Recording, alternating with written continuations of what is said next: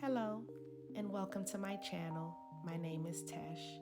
Here, I teach you how to connect with your higher self, God, and nature by clearing blocks, negative energy, and doing magic to manifest the life that you want. So let's get it. Hey, baby loves. So today I am going to get into the essentials that you need when you are ready to start conjuring. The reason why I'm making this video is because a lot of times we may want to get a whole bunch of stuff, or we may not even know how to set things up. So today we're going to get into altar setting up and just all the knickknacks that you're going to need when you're doing your spell work.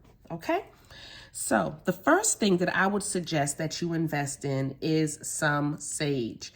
A sage bundle is great when you're trying to get rid of negative energy.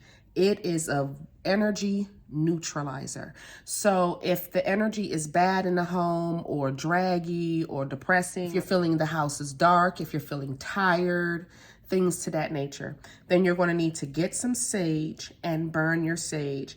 Sage is very simple to burn. You'll just light it up. And once it gets lit, and you see some of those have that nice little red tint, you can just burn your sage. A lot of people use a feather and feather the sage, and what that will do is keep the sage burning and the smoke going with your sage bundle. All right. But sage is wonderful for just neutralizing any type of negative energy.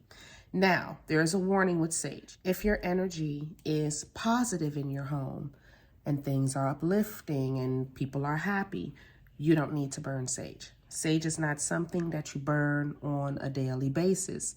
You may want to burn it once a week or once every 2 weeks, depending on the energy that's going on in your home. If things are positive and things are good, then you can just put the sage away until you come in contact with a person or any type of energy that is just not favorable to you. Okay? Another item that I would suggest that you get your hands on is a tarot deck.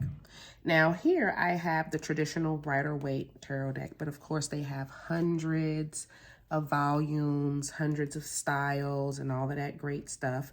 So it's great to invest in a tarot deck because this will teach you how to start communicating with your higher self and looking at the energy around you. Now, you do need to be careful with your tarot decks because remember, we're dealing with energies on the other side of the veil.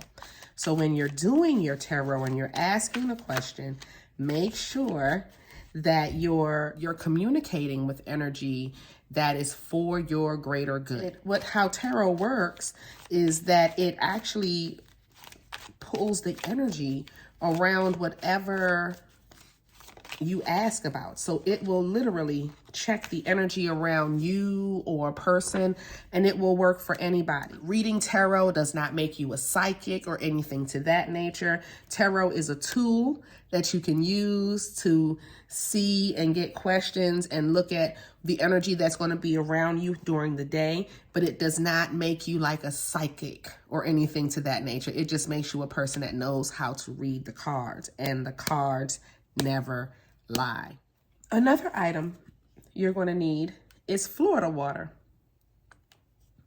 Now, Florida water is important because, like sage, it is a cleanser. It is a neutralizer of bad energy. So this bottle here is the Florida water that you'll normally see in the store.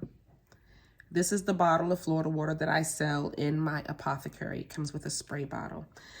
Florida water is wonderful for cleansing negative energy, removing dark energy, bringing in positive energy, and it is also just a natural energy neutralizer. Whenever you're about to do a reading with your tarot deck, take a little bit of Florida water. I just spray a little bit, rub my hands together, cleanse the energy on your hands. Then at that moment, you're clear and your energy is clear to deal with your tarot decks or any other instrument that you're about to do spell work with. All right. So Florida water is awesome. It can cleanse your tools. It cleanses your environment. You can add it to pretty much any type of wash, floor wash, window wash, door wash, any type of cleansing bath. Florida water is awesome in cleansing baths. You can use it to cool you. If it's hot outside and you're feeling sweaty and you need something to kind of cool you down, put some Florida water on a washcloth and rub your skin with it, or you can just put some on your hands and put it on you. It'll cool you down. It'll refresh you. It actually cleanses your skin and things to that nature. So if you don't have very sensitive skin, it's a great astringent. It will clean items, like literally disinfect things because of the alcohol content in here. So Florida water does a number of different things. So you should definitely invest in some. Sea salt. Sea salt is one of the most important ingredients you're going to use whenever you're doing any type of ritual. If it's a banishing or protection, or even if you want to just cleanse your home or do anything, you're going to need some sea salt. I would say the most imperative time that you should be using sea salt is definitely in the beginning of your spiritual journey. You should put sea salt in all four corners of your home in the beginning of your spiritual journey, because what that will do is draw out negative energy and cleanse your home.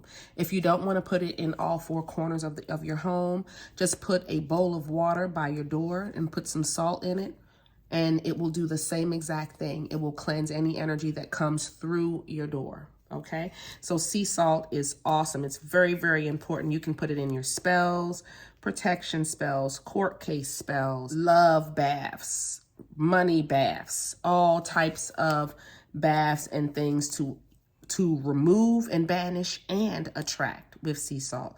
So this will be something that I will tell you to definitely invest in. And I think I got this one from the dollar store, so they're not that expensive like they used to be.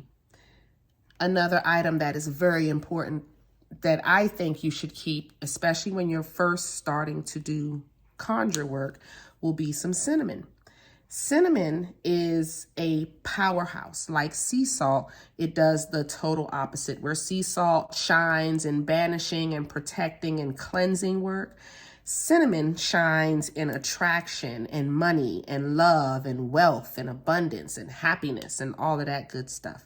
So you can use just sea salt for your cleansing work, and you can just use cinnamon for your attraction work. People do things like wash their hands with cinnamon. People put cinnamon on top of candles or put cinnamon around candles and burn your candles with them. You can use cinnamon in so many different ways. So cinnamon is awesome. Awesome, I tell you. Another item that you'll need is an altar.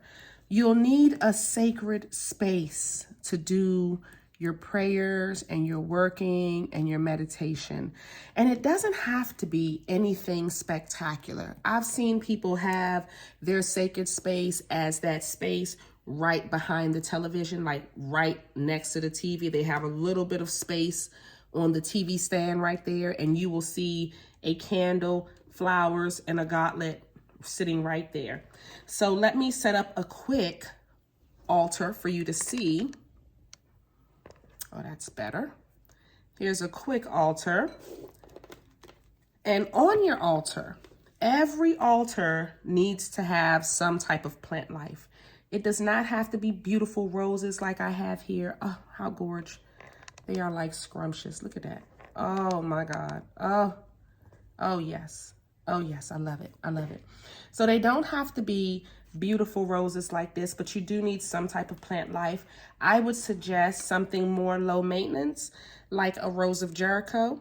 Don't spend $10 and $15 on Rose of Jerichos. If you walk into a Botanica, you should be able to find them for $3, $4, and $5 at the most. I'm just going to say that piece right there. But we do have the Rose of Jericho you can keep as your plant life.